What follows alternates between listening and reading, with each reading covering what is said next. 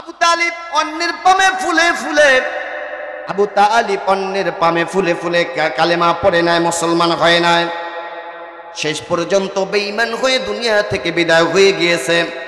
আল্লাহর নবী বিশ্ব নবী রাহমাতুল লিল আলামিনের চেহারাটা খারাপ হয়ে গেল, মনটা খারাপ হয়ে গেল, চেহারাটা মলিন হয়ে গেল। আল্লাহ পাক রব্বুল আলামিন জিবরাইলকে ডাক দিয়ে বলে, জিবরাইল যাও যাও আমার নবীর কাছে ওহীটা পাঠিয়ে দাও। ইন্নাকা লা তাহদি মান আহাবাবতা ওয়ালাকিন্নাল্লাহা ইয়াহদি মান ইয়াশা ওয়া হুয়া আ'লামু বিল মুহতাদিন।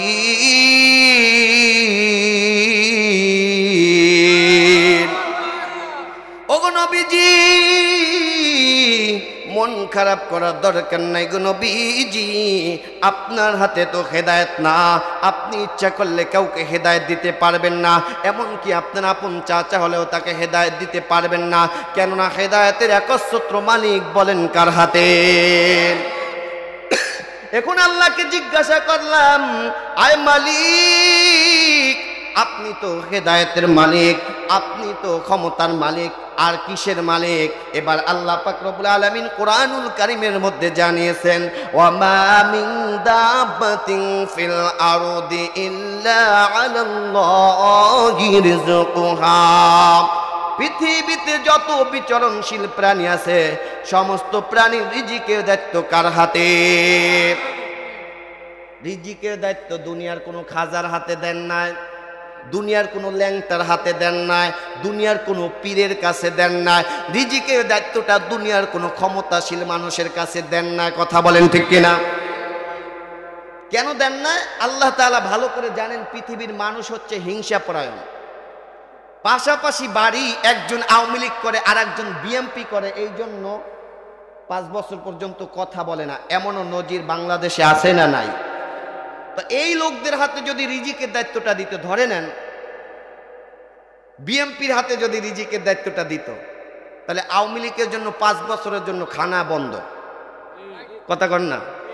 আবার যদি আওয়ামী লীগের হাতে আল্লাহ রিজিকের দায়িত্বটা দিত, তাহলে বিএনপি যা আছে 5 বছরের জন্য খানা বন্ধ, না খাইয়ে সব মরত। কথা বলেন ঠিক কিনা? আল্লাহ তাআলা এই জন্য জানেন পৃথিবীর মানুষ হচ্ছে হিংসা পরায়ণ, এই জন্য কোনো মানুষের হাতে আল্লাহ রিজিকের দায়িত্বটা দেন না, রেখে দিয়েছেন কার হাতে বলেন? আমরা তো অনেকে গিয়া মাজারে গিয়া এরপর পীরের কাছে গিয়া চাই, আছে না? কয়েল দয়াল বাবা কিবলা খাবা আইনাল কারিগর, আয়না বসাইয়া দে মোর কলবের ভিতর বাবারে, আয়না বসাইয়া দে মোর কলবের ভিতর। কথা বলেন ঠিক কিনা? আমি বলি দয়াল বাবা ভণ্ড বাবা দেখলে লাগে ডর। বলবো? হ্যাঁ বলবো। দয়াল বাবা ভণ্ড বাবা দেখলে লাগে ডর, ফেরেশতারা গুর্জো মারবে কবরের ভিতর বাবারে, ফেরেশতারা গুর্জো মারবে কবরের ভিতর। কথা বলেন ঠিক কিনা? বাবাই তোমার এমন গুণী, মুত্তা বাবাই লয় না রে পানি, খালি করে টানা টানি পর্দার ভিতর বাবারে, খালি করে টানা টানি পর্দার ভিতর বাবারে, ফেরেশতারা গুর্জো মারবে কবরের ভিতর বাবারে, ফেরেশতারা গুর্জো মারবে কবরের ভিতর। কথা বলেন ঠিক কিনা? তাহলে রিজিকের দায়িত্ব কার হাতে? কোরআনুল কারীম জানিয়েছেন, ওয়া মা মিন দাব্বাতিন ফিল আরদি ইল্লা আলাল্লাহি রিজকুহা। পৃথিবীতে যত বিচরণশীল প্রাণী আছে সমস্ত প্রাণীর রিজিকের দায়িত্বটা আমি আল্লাহর হাতে। একটা চ্যাপ্টার শেষ করলাম। দ্বিতীয় নাম্বারে আল্লাহ পাক রব্বুল আলামিনকে এখন প্রশ্ন করলাম, আয় মালিক, আপনি তো সকল ক্ষমতার মালিক, আপনি তো রিজিকের মালিক, আপনি হেদায়েতের মালিক, মানব সৃষ্টি করার মালিক আপনি, আর কিসের মালিক? এবার আল্লাহ পাক রব্বুল আলামিন সূরা মুলকের পরের অংশে বলেন, আল্লাযী খালাকাল মাউতা ওয়াল হায়াতা, আমি আল্লাহ তাআলা জীবন বানালাম, মরণ বানালাম। বলেন তো দেখি জীবন বানিয়েছেন কে? মরণ কে বানিয়েছেন? জীবন এবং মরণের মাঝখানে আল্লাহ তাআলা রূহ তৈরি করেছেন। রূহ বিশ্ব নবীর কাছে এসে কাফেরেরা প্রশ্ন করলো, গো নবী, রুহু কি জিনিস? রুহু সম্পর্কে আপনি যদি সঠিক তথ্য দিতে পারেন আমরা কালেমা পড়ে মুসলমান হয়ে যাব। নবীজি তো নিজের থেকে কোনো কথা বলেন না। এবার নবীজি ওহির অপেক্ষায় আসেন। সঙ্গে সঙ্গে জিব্রাইল এসে ডাক দিয়ে বলে, ওগো নবী, আপনি কাফেরদেরকে জানিয়ে দেন, কাফেরদেরকে বলে দেন, ওয়ায়াসআলুনাকা আনির রূহ কুলির রূহু মিন আমরি রাব্বি ওয়া মা উতীতুম মিনাল ইলমি ইল্লা কলিলা। আল্লাহু আকবার। রূহু হচ্ছে, ওগো নবী, আপনি তামাম পৃথিবীর সমস্ত মানুষদেরকে জানিয়ে দেন, রুহু হচ্ছে একটা আল্লাহ তাআলার আদেশ মাত্র। আল্লাহর হুকুমে দেহের মধ্যে ঢোকে, আবার আল্লাহর হুকুমে দেহ থেকে বের হয়ে যায়। এই ক্ষমতাটা কার? আল্লাযী খলাকাল মাউতা ওয়াল হায়াতা। আল্লাহ তাআলা মরণ বানিয়েছেন এবং জীবন বানিয়েছেন। জীবন দিয়েছেন কে? আমাদের হায়াত হচ্ছে মোট 5 প্রকার। কয় প্রকার বলেন? সবাই বলেন কয় প্রকার? 1 নাম্বার হচ্ছে আলমে আল হায়াত। আলমে আল হায়াত আল্লাহ পাক রব্বুল আলামিন সমস্ত রূহ জগৎকে একত্রিত করে আল্লাহ রব্বুল আলামিন প্রশ্ন করেছিল, আলাস্তু বিরব্বিকুম, আমি কি তোমাদের রব নই?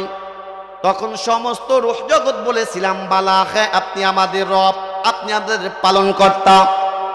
এবার আল্লাহ পাক রব্বুল আলামিন ডাক দিয়ে বলে, ওরে দুনিয়ার বান্দা শোনো, এই রুহু সম্পর্কে আসমানে বসে আলমে আর হায় বসে জবাব দিলে হবে না, দুনিয়াতে যেতে হবে। দুনিয়াতে যাওয়ার পরে ইন্নাল্লাযীনা ক্বালু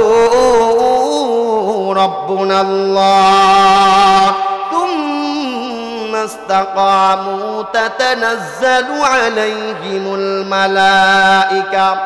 আল্লাহ পাক রব্বুল আলামিন বলেন, এই যে আসমানে বসে তোমরা রব স্বীকার করেছো, এই রবটা যদি দুনিয়াতে যাওয়ার পরে প্রত্যেকটা জায়গায়, প্রত্যেকটা সেক্টরে, প্রত্যেকটা মোড়ে মোড়ে রব নামের উপরে যদি ইস্তেকামাত থাকতে পারো, আমি আল্লাহ পাক রব্বুল আলামিন তোমাদের জন্য জান্নাত ওয়াজিব করে দিব। আল্লাহু আকবার।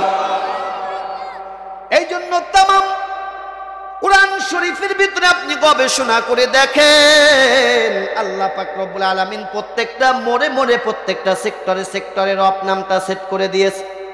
প্রমাণ নেন। 1 নম্বরে কুরআন শরীফ আল্লাহ পাক রব্বুল আলামিন যেদিনকে নাজিল করেছেন, সর্বপ্রথম যে আয়াতটা নাজিল হয়, ইকরা বিসমি রাব্বিকাল্লাযী খলাক। রাব্বিকাল্লাযী খলাক, এখানে রব আছে না নাই? 1 নাম্বার প্রমাণ। 2 নাম্বার প্রমাণ নেন, আপনি যখন কোরআন শরীফ পড়তে যাবেন, সর্বপ্রথম যেই আয়াতটা আল্লাহ পাক রব্বুল আলামিন বলেন, আলহামদুলিল্লাহি রাব্বিল আলামিন, এখানেও রব আছে না নাই? শুধু তাই নয়, এই কোরআন শরীফের সর্বশেষ সূরা, সূরা নাস, আল্লাহ পাক রব্বুল আলামিন বলেন, কুল আউযু বিরাব্বিন নাস, রব্বিন নাস, এখানেও রব আছে না নাই? রাখলাম কোরআন শরীফ। এরপরে বান্দা আপনি যখন নামাজে দাঁড়াবেন, নামাজে দাঁড়ানোর পরে সব রাকাতে যেই সূরাটা পড়েন, আলহামদুলিল্লাহি রাব্বিল আলামিন, রব আছে না নাই? রাখলাম কোরআন তেলাওয়াত। এরপরে মুমিন যখন তুমি রুকুতে যাইবা, রুকুতে যাওয়ার পরে বলো সুবহানা রাব্বিয়াল আযীম, এখানেও রব আছে না নাই? রাখলাম রুকু থেকে যখন উঠতে যায়, ওঠার পরে বলি রব্বানা লাকাল হামদ, এখানেও রব আছে না নাই? এরপরে মুমিন যখন তুমি সিজদায় যাইবা, সিজদায় যাওয়ার পরে বলো সুবহানা রাব্বিয়াল আ'লা, এখানেও রব আছে না নাই? রাখলাম নামাজ। এরপরে যখন বান্দা নামাজ শেষ করার পরে যখন মুনাজাতটা ধরি, মুনাজাতের মধ্যে পড়ি রব্বানা যালামনা আনফুসানা, এখানেও রব আছে না নাই? রাখলাম নামাজ, রাখলাম দুনিয়া। এরপরে যখন বান্দা কবর জগতে যাও, কবর জগতে যাওয়ার পরে সর্বপ্রথম যখন তোমাকে প্রশ্ন করা হবে মান রব্বুকা, বান্দা তোমার রবকে, এখানেও রব আছে না নাই? সব জায়গায় রব আমার আল্লাহ পাক রব্বুল আলামিন কোরআন শরীফের জায়গায় জায়গায়, প্রত্যেকটা সেক্টরে সেক্টরে রব নামটা সেট করে দিয়েছেন, বান্দা যেন রব নামটাকে ভুলে না যাও। এই জন্য আল্লাহ পাক রব্বুল আলামিন প্রত্যেকটা জায়গায় জায়গায় রব নামটা সেট করে দিয়েছেন। একটু জোরে বলি আল্লাহু আকবার। আওয়াজ দিয়ে আরো জোরে বলেন আল্লাহু আকবার। এরে মুমিন, তারপর তাহলে এক নম্বর হায়াত হচ্ছে আলমে আরহা, দ্বিতীয় নম্বর হায়াত হচ্ছে আলমে বুতুন, মায়ের পেটের জগৎ, তৃতীয় নম্বর হায়াত হচ্ছে আলমে দুনিয়া, দুনিয়ার জগৎ, চতুর্থ নম্বর হায়াত হচ্ছে আলমে কবর, কবরের জগৎ, পঞ্চম নম্বর হায়াত হচ্ছে আলমের জান্নাত। কথা বলেন ঠিক কিনা? আমরা সকলে জান্নাতে যেতে চাই কিনা? কারা কারা জান্নাতে যেতে চাইলে আল্লাহু তাকবীর। আমরা সকলে জান্নাতে যেতে চাই। এখানে আছেন কেউ জাহান্নামে যেতে চান? আছেন কেউ?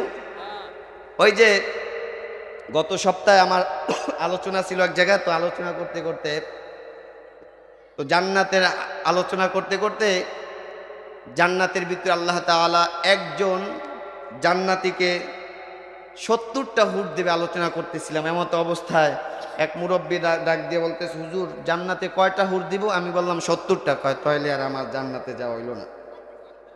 আমি কইলাম কে? হুজুর একটার যন্ত্রণায় দুনিয়াতে আপনার চাষির যন্ত্রণায় আমার মাথা পাগল করে ফেলাইছে, আর জান্নাতের ভিতরে 70টা, আমি জান্নাতে যাইতাম না। এমন কিছু ভয় আছে না আপনাদের? আছে ভয়? না। জান্নাতের ভিতরে আল্লাহ বলছেন লা লাগুম ফিহা ওয়ালা তাসিম। আল্লাহ বলেন জান্নাতের ভিতরে কোনো কটুকতা থাকবে না, কোনো খারাপ কথা থাকবে না, এবং কোনো নেশাগ্রস্ত কোনো কিছুই থাকবে না। ওখানে শুধু থাকবে আরাম আর আরাম। দুনিয়াতে শুধু ব্যারাম আর ব্যারাম। কথা বলেন ঠিক কিনা? তাহলে আমরা সকলে জান্নাতে যেতে চাই কিনা? স্পষ্ট ভাষায় জানিয়ে দিতে চাই, আমরা সকলে জান্নাতে যেতে চাই। এবং জান্নাতে যাইতে হলে যদি শিরকের বিরুদ্ধে কথা বলা লাগে, বেদাতের বিরুদ্ধে যদি কথা বলা লাগে, ভণ্ড মাজার পূজারীদের বিরুদ্ধে যদি কথা বলা লাগে, খোদার কসম শুধু কথা বলা নয়, আন্দোলন নয়, জীবন দিতে রাজি আছি। কারা কারা রাজি আছি? দুহাত তুলে আল্লাহকে দেখায়। আল্লাহ কবুল করুক, বলি আমিন। তাহলে বলতেছিলাম আমাদের হায়াত হচ্ছে 5 প্রকার। আমাদের হায়াতের মধ্যে থেকে 3টা জগৎ আমরা শেষ করে ফেলেছি। কয়টা জগৎ? শেষ করে দিব হুজুর? আলোচনা কি শেষ করব? 3টা জগৎ। আমি আর 10 মিনিটের মধ্যে আলোচনা গুছাইয়ে নিয়ে আসতেছি ইনশাআল্লাহ।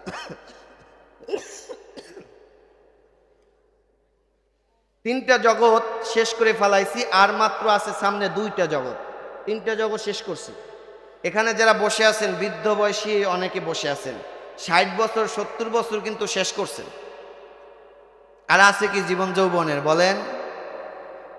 60 বছর পর্যন্ত 70 বছর পর্যন্ত ওয়াজ শুনতেছেন। 60 বছর ওয়াজ শুনে যদি 60টা আমল করতেন, আল্লাহর ওলি হয়ে যাওয়ার কথা। কথা বলেন ঠিক কিনা? এখনো কলেজের মাইয়েরা গেলে এমন ভাবে টেরাইয়ে চায়, মনে হয় যেন যৌবন ফিরে আসে। কথা বলেন। ওই যে আমার বাড়ির পাশে এক দাদা ছিল, বয়স প্রায় 70-এর উপরে, পান খাইতে খাইতে দাঁত সব ফালাই দিছে। এই কলেজের মাইয়াকে দেখে গান গায়। কি গান গায় বলমু? ওরে টুকটুকির মা, বয়স কিন্তু বেশি না, দাড়িগুলো পাইকা গেছে বাতাসে। কয় কি 70-এর উপরে বয়স, দাঁত নাই, হের বলে দাড়ি পাকছে বাতাসে। আমি বললাম ওরে টুকটুকির মা, বয়স কিন্তু কম না, চুলগুলো পাইকা গেছে বয়সে। কথা বলেন ঠিক কিনা?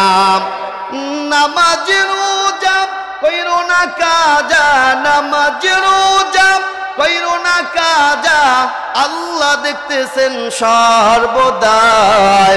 ওরে টুকটুকির মা, বয়স কিন্তু কম না, দাড়িগুলো পাইকা গেছে বয়সে। কথা বলেন ঠিক কিনা? এরে মুমিন, হায়াত কিন্তু আমরা শেষ করে ফেলাইছি। কেননা পৃথিবীতে কেউ বাঁচতে পারে না, পৃথিবীতে কেউ থাকতে পারে না। এই দুনিয়াতে আমরা বাঁচতে আসি নাই, এই দুনিয়াতে আমরা থাকতে আসি নাই। বাঁচতে চাইলেও বাঁচার কোনো সিস্টেম নাই, থাকতে চাইলেও থাকার কোনো সিস্টেম নাই। এই দুনিয়া থেকে আজ হোক কাল হোক বিদায় নিতে হবে। কেননা নবীরা পর্যন্ত দুনিয়াতে বাঁচতে পারে নাই, থাকতে পারে নাই। আপনার আমার নবী সরকারি দু আলম নবী, বিশ্ব নবী রহমাতুল আলামিন দুনিয়া থেকে বিদায় হওয়া লাগছে কি লাগছে না? কথা বলেন। আমার নবী ইন্তেকালের 3 দিন পূর্বে এতটাই অসুস্থ হয়ে পড়েছেন, এতটাই ক্লান্ত হয়ে পড়েছেন। এশারের নামাজের সময় আল্লাহর নবী সরকারে দু আলম নবী ফাতেমাকে ডেকে বলেন, ফাতেমা বিশ্বের বেদনা অন্তরে খুব জ্বালা দিচ্ছে গো ফাতেমা। আমার মনে হয় আমি আর দুনিয়াতে বেশি দিন বাঁচব না ফাতেমা গো। প্রতি বছর জিবরিল আলাইহিস সালাতু ওয়াস সালাম আমাকে একবার করে কোরআনুল কারীম খতম করে শোনাতেন। এই বছর 2 বার শুনিয়ে গেছেন। সুতরাং আমি বুঝতে পেরেছি আমার জীবন প্রদীপ ঘনিয়ে আসছে, অচিরে আমি দুনিয়া থেকে বিদায় হয়ে যাব। এই কথা বলা মাত্রই ফাতেমা কেঁদে কেঁদে কেঁদে কেঁদে কেঁদে কেঁদে জার হলেন। আল্লাহ নবী ডাক দিয়া বলেন, ফাতেমা এত কেঁদো না, এত অস্থির হইও না গো ফাতেমা, তোমার কন্দনে আল্লাহর আরশ পর্যন্ত কান্না করতেছে গো ফাতেমা। আমার মৃত্যুর পূর্বে তোমাকে 2টা সুসংবাদ দিতেছি। কথা বলেন কয়টা? আমি কিন্তু কেবল আলোচনা ঢুকতেছি, আপনারা যদি অমনোযোগী হন 10 মিনিটের মধ্যে শেষ করব। ওদেরকে মেহেরবানি করে ছোট ছোট বাচ্চাদেরকে একটু থামাই দেন, আলোচনার ভিতরে ডিস্টার্ব করে দিলে আর আলোচনা উঠানো যায় না।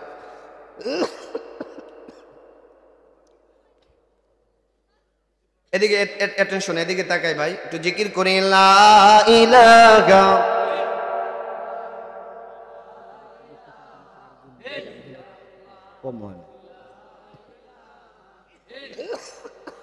জোরে লা ইলাহা লা ইলাহা। বহু দূরে মদিনা কেমনে যাব জানি না, জোরে বহু কেমনে যাব জানি না। দয়াল আল্লাহ দয়া করো, ফুরাও মনের বাসনা। লা ইলাহা জোরে লা ইলাহা লা ইলাহা লা ইলাহা ইল্লাল্লাহু মুহাম্মাদুর রাসূলুল্লাহ। যেটা বলতেছিলাম বান্দা, বিশ্ব নবী ফাতেমাকে ডেকে বলেন, ফাতেমা গো আমার মৃত্যুর সংবাদ শুনে এত কান্দন কইও না, এত অস্থির হইও না। আমার মৃত্যুর পূর্বে তোমাকে 2টা সুসংবাদ দিতেছি। 1 নম্বরে হচ্ছে আহলে বাইতের মধ্যে সর্বপ্রথম তুমি আমার সাথে মোলাকাত করবে, তার মানে সর্বপ্রথম তুমি দুনিয়া থেকে বিদায় হয়ে যাবে। 2 নম্বর সুসংবাদ ফাতেমা গো, যত নারীরা জান্নাতের ভিতরে প্রবেশ করবে সমস্ত নারীদের সর্দারিনী হবে তুমি ফাতেমা। এই কথা বলার সঙ্গে সঙ্গে ফাতেমা হেসে ফেললেন। ও মা বোনেরা কানটা লাগাও, শুনো শুনো, আজকে তুমি মা হইয়া, আজকে তুমি নারী হইয়া ফাতেমার স্টাইলে তুমি জামা পরো না, ফাতেমার স্টাইলে তুমি পোশাক পরো না, তুমি পোশাক পরো সিনেমার স্টাইলে। কথা বলেন ঠিক কিনা?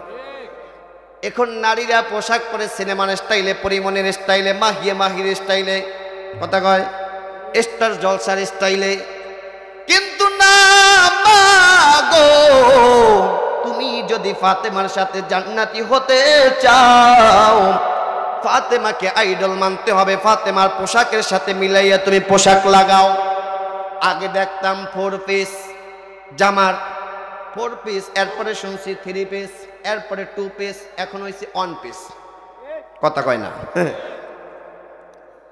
মানে জামা খালি খাটোই হইতে আছে নারীদের। বকরির লেজ কয় আঙ্গুল বলেন? বকরির লেজ কয় আঙ্গুল? বকরি চিনেন না? ছাগল কয় আঙ্গুল? 4 আঙ্গুল। এরপরে দেখবেন বকরি তার লজ্জা স্থান ডাইকে রাখে। আর কুকুরের লেজ কয় আঙ্গুল? 1 হাত। এরপরও দেখবেন কুকুর তার লজ্জা স্থান 1 হাত লেজ দিয়েও ডাকে না, বরঞ্চ আরো খাড়া করে রাখে যে দেখ আমার লজ্জা স্থান, কি হয়েছে? কথা কয় না?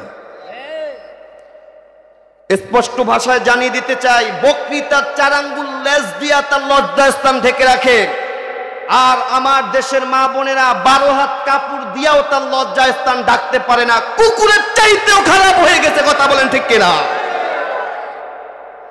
ও আল্লাহ রে, আল্লাহ রে, কোন দুনিয়ায় পাঠাইলা আমারে, ও আল্লাহ রে আল্লাহ রে কোন দুনিয়ায় পাঠাইলা আমারে।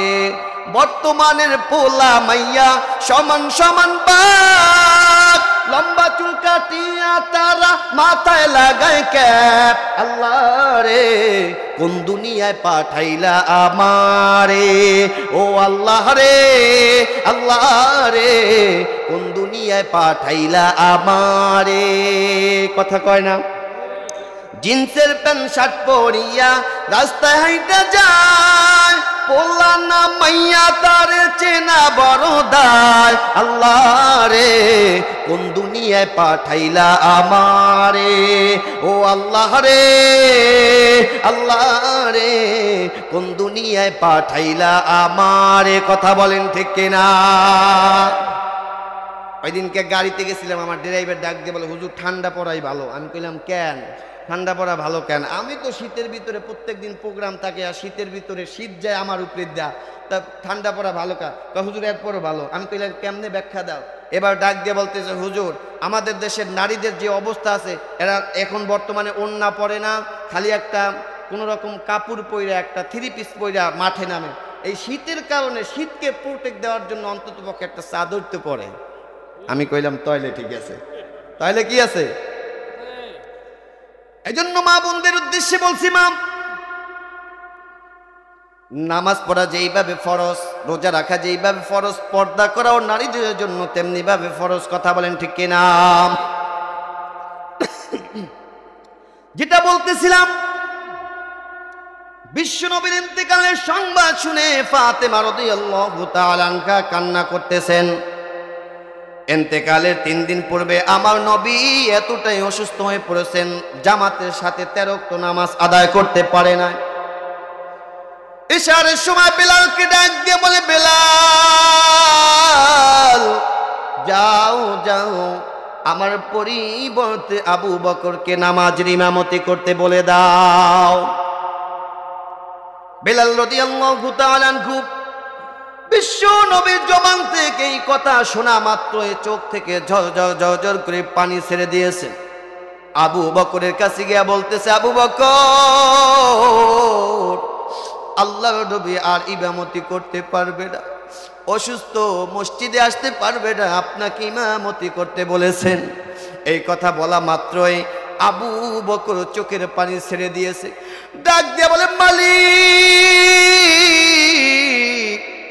আমি বুঝতে পেরেছি বিশ্ব নবীর পিছনে মনে হয় আর নামাজ আদায় করতে পারবো না। আবু বকর রাদিয়াল্লাহু তাআলা আনহু মসজিদে নববীতে সামনে গিয়া ইমামতি করতেছেন।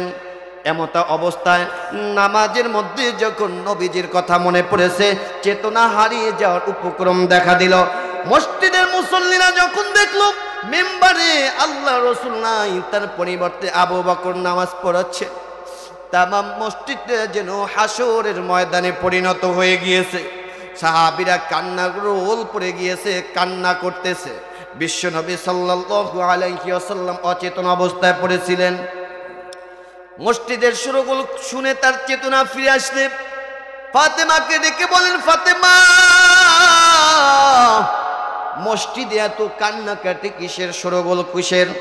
এবার ফাতেমা ডাক দিয়ে বলে, নবী গো আপনার অনুপস্থিতিতে সাহাবায়ে কেরাম কেঁদে কেঁদে জারজার হলেন। নবীজি আর স্থির রাখতে পারলেন না দরদে মন। এবার হযরত আব্বাস, হযরত আলী রাদিয়াল্লাহু তাআলা আনহুর কাঁধে ভর দিয়া মেম্বারে গিয়া সানা ও সিফাত বর্ণনা করে ডাক দিয়া বলতেছে, সাহাবীরা রে, কোন নবী তার উম্মতের মাঝে চিরস্থায়ী হয়ে থাকে নাই, আমিও থাকবে না। তোমরা ধৈর্য ধারণ করে থাকিও, রীতিমতো আল্লাহর ইবাদত করিও, বন্দেগী করিও। জোরে বলি আল্লাহু আকবার। আল্লাহ পাক রব্বুল আলামিন জিব্রাইলকে ডাক দিয়ে বলে, জিব্রাইল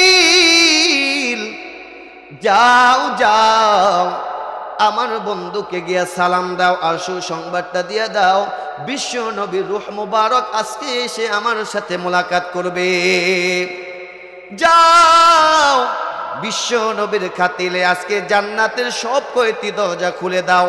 আর নবীজির খাতিলে জাহান্নামের সব কয়টি দরজা বন্ধ করে দাও। আল্লাহু আকবার।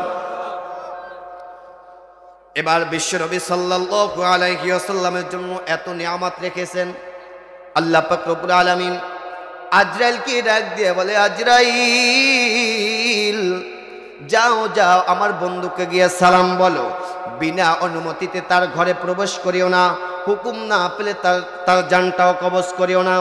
এবার আজরাইল আলাইহিস সালাতু ওয়াস সালাম বিশ্ব নবীর দরজার সামনে এসে নক দিলেন। ফাতেমা ভিতর থেকে ডাক দিয়ে বলে, কে? আজরাইল ডাক দিয়ে বলে, আমি একজন গরিব মুসাফির, ভিতরে আসার অনুমতি চাই। ফাতেমা চোখের পানি ছেড়ে দিয়ে ডাক দিয়ে বলে, আব্বাজান ভালো অসুস্থ, কারো সাথে কথা বলতে পারবেন না, কারো সাথে দেখা করতে পারবেন না, আপনি চলে যান। এবার আজরাইল আবার বিকট একটা আওয়াজ দিলেন। বিকট আওয়াজে ভিতরের লোক সবাই ভয় পেয়ে গিয়েছে। বিশ্ব নবীর চেতনা ফিরে আসলো। নবীজি ডাক দিয়া বলে, ফাতেমা কেন কান্না করতেছো, কি কারণে?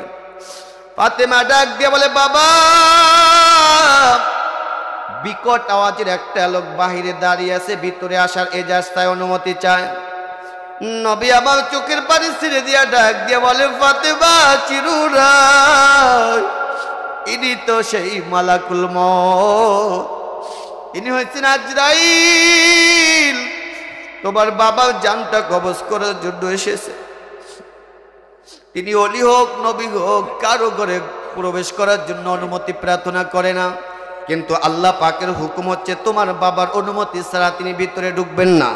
এবার ফাতেমা আজরাইলকে ভিতরে ঢোকার অনুমতি করে দিলেন। আজরাইল ভিতরে ঢুকলেন, বিশ্ব নবীর পাশে এসে বসে গেলেন।